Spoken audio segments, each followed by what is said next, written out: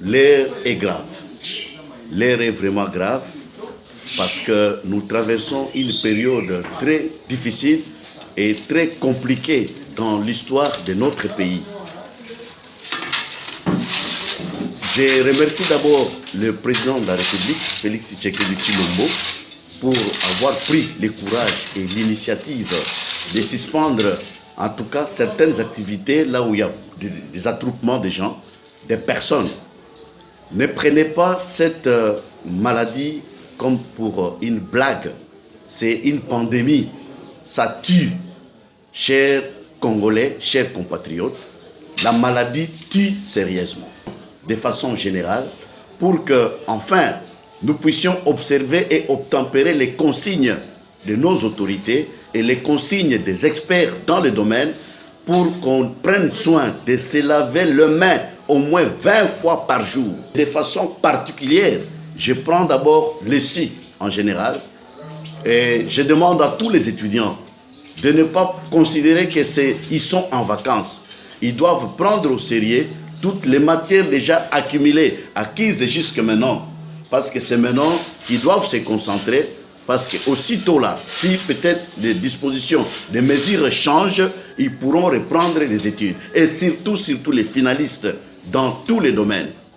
Et plus particulièrement, en ce qui concerne mon établissement, l'Institut supérieur des statistiques de Kinshasa, je demande à tous les finalistes, n'oubliez pas, même si vous ne voulez pas le dire tout haut, l'Institut supérieur des statistiques, avec toutes ses sections, c'est une institution qui est au carrefour de toutes les institutions de l'enseignement supérieur et universitaire. Pourquoi j'ai dit ça? J'ai dit ça, c'est au travers de nos sections.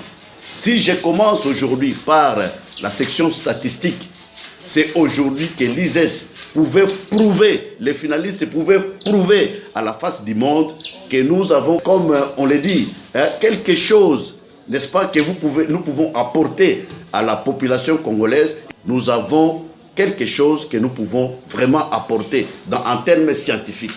C'est maintenant qu'on doit prouver dans nos quartiers, dans nos avenirs, pour ceux qui sont éveillés, comment on peut produire même des statistiques par avenue, même des statistiques par quartier, même des statistiques par commune.